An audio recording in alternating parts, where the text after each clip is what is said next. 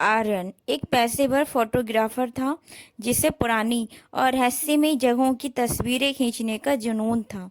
हिमाचल की वादियों में बसे रुद्रघाट नाम के एक छोटे से गांव के पास उसे एक ऐसी हवेली के बारे में पता चला जिसका जिक्र पुराने नक्शों में तो था, लेकिन आज की दुनिया उसे भूल चुकी थी।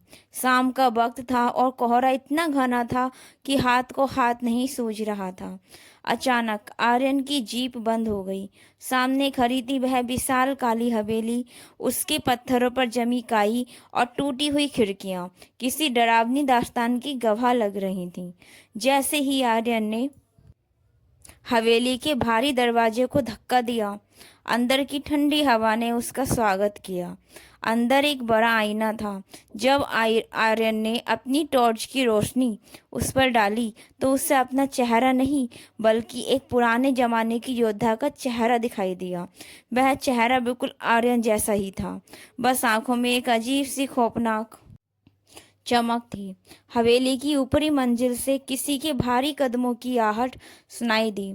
आर्यन डरते हुए सीढ़ियों की तरफ बढ़ा। ऊपर एक पुराने लाइब्रेरी में उससे एक धूल से भरी डायरी मिली।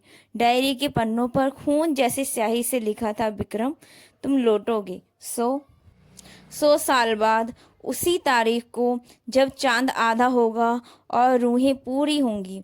आर्यन के हाथ कांपने लगे। आज वही तारीख थी। तभी उसे एक साया दिखा, एक धुंधली सी आकृति जो साफ तौर पर इंसान नहीं थी। उसने आर्यन को विक्रम कहकर पुकारा। आर्यन को समझ नहीं आ रहा था कि उसका इस हवेली और उस पुराने योद्धा से क्या रिश्ता है। आर्यन ने हिम्मत जुटाई और उस आकृति का पीछा करने का फैसला किया। वह साया उसे हवेली के सबसे पिछले हिस्से की तरफ ले गया, जहां एक छोटा सा लकड़ी का दरवाजा था। उसी पर एक अजीब सा ताला लगा था जो सोने का बना था और उस पर एक नाग की आकृति खुदी हुई थी। जैसे ही आर्यन ने उस ताले को छुआ, वह अपने आप खुल गया। नीचे जाने के लिए पत्थर की ठंडी सीढ़ियां थीं। जैसे जैसे वह नीचे उतर रहा था, हवा में जलने की बू आने लगी।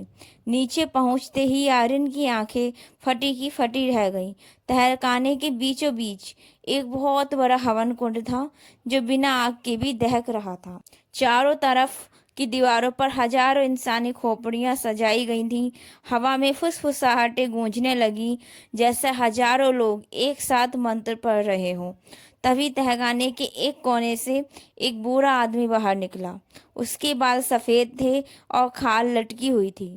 उसने फटी हुई आवाज में कहा, विक्रम, तुम अपनी अधूरी बलि पूरी करने आए हो। 100 साल पहले तुमने इस हवेली को अमरता के लिए स्थापित किया था और आज तुम्हें उस शाप का अंत करना है।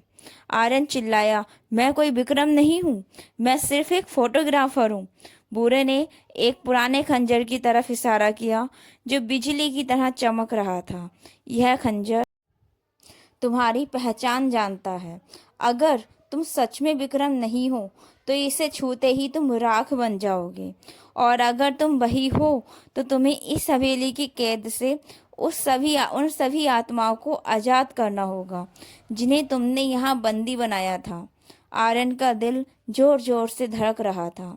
क्या वह उस खंजर को छूने का जोखिम उठाएगा? क्या उसका पिछला जन्म वास्तव में एक क्रूर राजा का था? क्या आप इस कहानी का अगला भाग पढ़ना चाहेंगे? यदि हाँ, तो प्लीज़ मुझे कमेंट में यस लिख देना। मैं सेकंड भाग आपको प्रोवाइड कर दूंगी। धन्यवाद।